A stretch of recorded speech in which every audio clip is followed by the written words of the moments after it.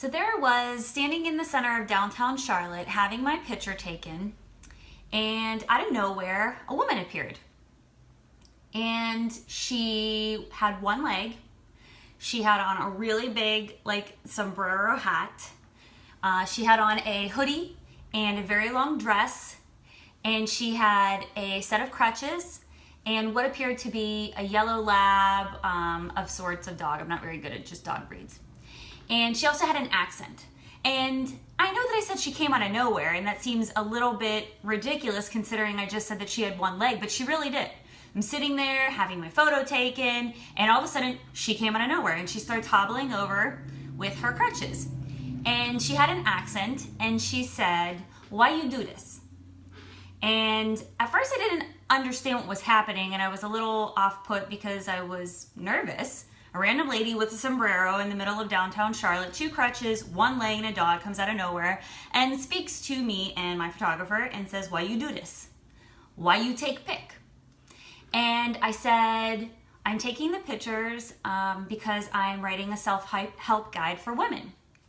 And she says, "What is guide?"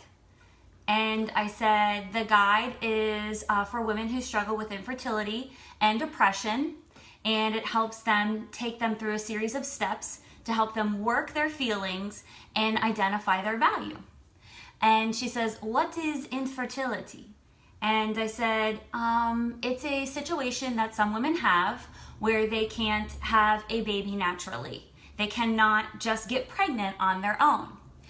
And she said, "Why you do this?" She said it again. And I said, I'm doing this because I have infertility, because I struggle with it myself. And she says, "You no have baby?" And I said, "No, I do not have children, no." And she says, "Why you no have baby?" And I said, "Because I have infertility." And she says, "What is infertility?" And I said, okay, now I'm realizing there's a theme here. Either she's not hearing me, but now I'm just going to keep repeating myself. And I'm just that way. I will keep saying it. And I said, okay, infertility is a situation where women who have this condition cannot get pregnant naturally on their own. They may need assistance, or they may never ever get pregnant. And she said, "Why you not see doctor?" And I said, I have seen a doctor, and unfortunately I cannot get pregnant. Now at this time, my photographer is coming near us, because again, I'm taking pictures, but I'm having this conversation with a woman who has on a giant sombrero, a hoodie, a very long dress, 1 leg, 2 crutches, and a random dog. And he's coming towards us and adjusting his lens, and she did not like that. She went into this whole conversation of how this was her alley, this was her space, and we were, occupying her space, and she didn't want us there. So I grabbed my belongings and I said, "I'm very sorry. We didn't mean to infiltrate or trespass on your area. We will move on." So we walked around out of the alley and down around the building, because there was this awesome fence up there, and we both wanted to get a picture in front of it. So we walk up there and I sit down on this brick area, which has some leverage, and they put me up and higher, And so I sit down on there and get ready to pose for a photo. She comes over, this lady, again out of nowhere. She was very quick moving. Her big sombrero, a hoodie, a long dress, 1 leg, 2 crutches, and a dog. She's hobbling over there like the speed of light, and she comes over and she goes to sit down. Now, my mother raised me to not be the type of person that's going to let a person with 1 leg fall over. So now I'm, trepidatious and not really wanting to touch her because she's homeless. And admittedly, that probably makes me a terrible person, but I didn't want to touch her, but I did. I helped her sit down, and she looked at me and she said, "Why you no have baby?" And then I thought to myself, oh my gosh, I'm just going to continue to have this conversation where I explain I have infertility, which is what I said. I have infertility, and unfortunately I have seen doctors and they don't know what the problem is, and unfortunately I can't get pregnant. And she says, "But why you write book?" And I said, I took a moment of pause, and I thought, nobody ever asked me that before. And so I said, "I write the book because I want women to know that they're more than just a vessel. I want women to know that they have value in and of themselves. And I want women to know that they can still be feminine, they can still be sexy, they can still be beautiful and smart and valuable, even if they struggle through depression or infertility. They can still find that self-worth in themselves. It may be a struggle, And I promise you, it will be. It will be one. But they can still get through to the other side. And so my book is a way for them to do that. And at that moment, she teared up. So now, again, my mother didn't raise me to be the type of person that when someone's like tearing up in front of me that I don't tear up too. Now I'm like, oh my gosh, all the makeup I have done for my photo shoot, like don't do that. And so just as quickly as she had teared up in front of me and I'm now like doing this, like don't cry, don't cry, don't cry. She then goes to get up. So now again, I have to help her get up. And she gets on her crutches with her little dog, and I just don't even know how she was holding that leash, but she was holding it, with her sombrero and her long dress, and she hobbles away. As she is going beyond my photographer, she turns around, looks at me, and says, "Do you want baby?" And that was like taking a bullet. It was like taking it like right into my chest. And I said, I've gone to doctors and I went through my spiel, right? What I've been saying this entire conversation. And I said, I've been to doctors and they just don't know why. She says, but do you, now she's getting aggressive with me, do you want baby? And I took another moment of pause and admittedly got a little frog in my throat. And I said, if I could have one, yes. Yes, I would. She tears up again, and I'm like, oh man, lady, you're freaking killing me. You're killing me, Smalls. And she turns around, she smiles at me, and then she just turns her back to me and my photographer and continues on her way. Now, in this moment, I am like, whoa, like emotion has overtaken me and overwhelmed me, and I'm thinking, what the hell was that? Like one of those life moments, you're like, what the hell was that? Like, is this like a hidden camera thing? Like, what was that? And I'm overwhelmed. So now I'm looking up at the sky and I'm trying to breathe, trying not to cry. And I thought to myself, like, that was intentional. Whether you're spiritual or religious or somewhere in between, to me, that felt intentional. And I never really had a dialogue with somebody before about my infertility to the point where I was explaining to them my passions about it, my passion about other women, my passion about other women and men in their relationships. And it was intentional.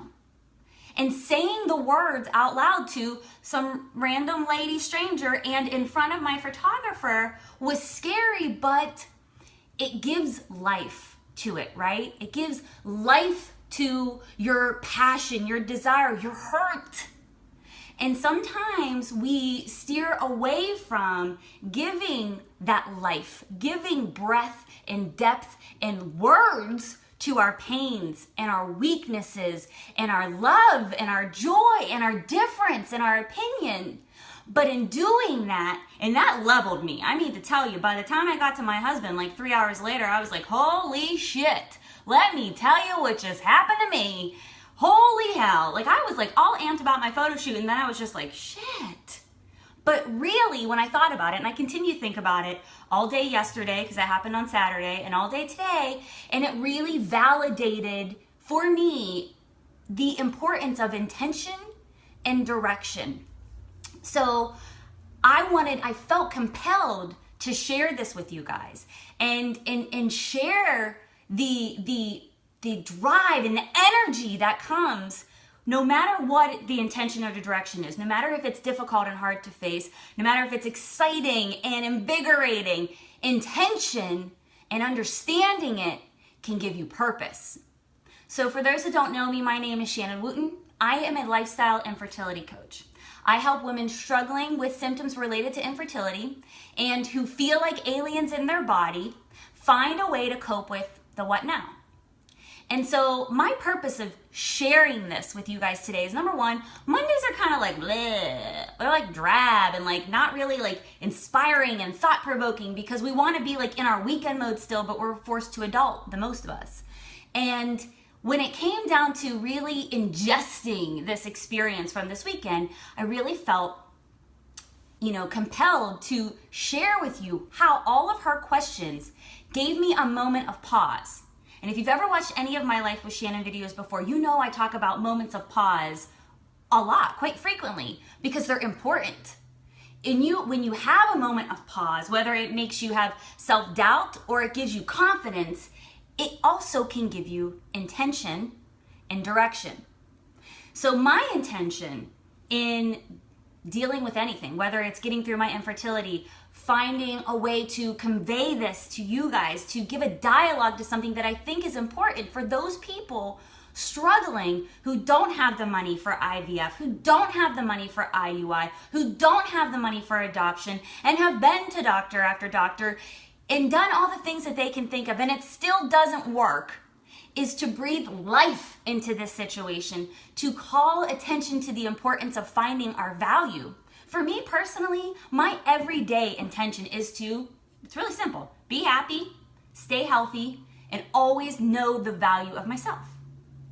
So part of that is also identifying what's blocking us from living our intention. And for me, again, if you've ever watched any of the Life with Shannon videos, you know for 4 years, I could not find my intention. I couldn't pay someone to find it for me. I was that far lost. I was that far in a depression. I was so far gone and sad.